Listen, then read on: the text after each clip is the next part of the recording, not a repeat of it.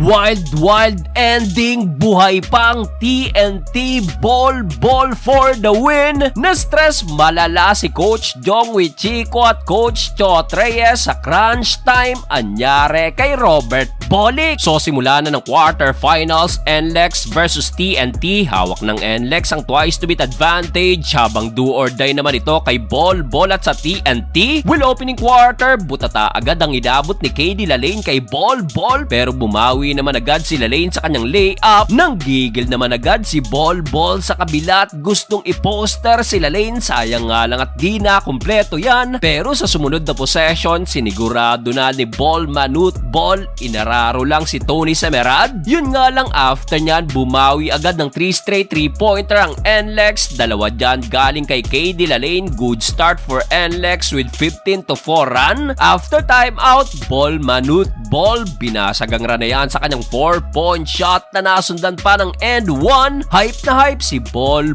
at tila ayaw pang magburakay ng former NBA. Bilis ng bawi ng TNT at under 3 minutes na itabla rin agad ang talaan sa all 15 kung saan nabasag na lang yan sa mid-range jumper na to ni KD Lalane. Pero under a minute mark, Ball again unstoppable sa ilalim na tinapos ang unang quarter sa kanyang 17 points, tabla sa all 26 end of opening frame. Second quarter, Cyrus Torres pumukol agad beyond the arc at Robert Bolick humighlight sa kanyang hang time left-handed layup. Sinawsaw pa ni Berto at nagbabalik naman na si BGR from injury. Nagparamdam na rin sa kanyang layup. Richie Roger at JB Bahio step up na rin sa NLEX na sumagot ng 5 straight points. Yun nga lang sa play na to, natawagan ng offensive foul si Bahio ng pakainin ng balikat si BGR at nagresulta pa yan sa tres na to ni Calvin Oftana. Hindi lang isa kundi dalawang beses. Tabla ulit ang talaan sa all 47. Kaso Cyrus Torres sumagot ng corner 3-pointer pero Calvin Oftana again on fire, another 3-point shot. Pero wala nang isang minuto, David versus Goliath, LJ Gonzalez versus Ball 5-11 versus 7-3. Abay pinagsayaw lang ni LJ ang former NBA. Grabe at natapos ang first half, abante pa rin ang dalawang NLEX 50-52. Start of the third quarter, kasi simula pa lang abay nasungkit agad ni Robert Bolick ang kanyang ika-4 na foul sa end 1 na to ni RR Pugoy. Pero no problem for Berto na sumagot din agad ng end 1. Nasundan pa yan ng bailout layup, buzzer beater over BGR at Ball.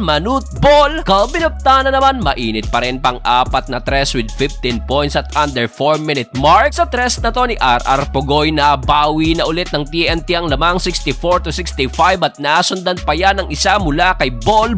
KD Lalane naman, Diyos mio, wide open layup mintis at dito nasungkit pa ni Berto ang kanyang ika-5 foul. Nangangamoy do or die 72-76 pabor sa TNT. Fourth and final quarter, napatawag agad ng timeout ang NLEX dahil sa 4-0 run ng TNT. Nabasag na lang yan sa dunk na to ni KD Lalane pero binawi naman agad dyan contested layup ni RR Pugoy. Halfway mark, Cyrus Torres at Shani Winston kumana ng big time back-to-back 3-point shot. Baba sa 4 ang lamang ng TNT. Yun nga lang ang problema, heto't nasungkit na ni Berto ang kanyang ika-6 na foul. Graduate ang inabot ni Berto. Kasama pa niyan, Jason Castro pumukol pa ng big time 3-pointer 91-84. Pero matapos yan, abay nakabawi ng run ng NLEX led by Shani Winston. Under a minute mark sa free throw na to ni KD Lalane, tabla na ang talaan sa all 93. Na foul nga lang si Ball sa play na to ni Semerad, shooting 1 of 2 sa free throw lane, 94-93. Wala nang isang minuto,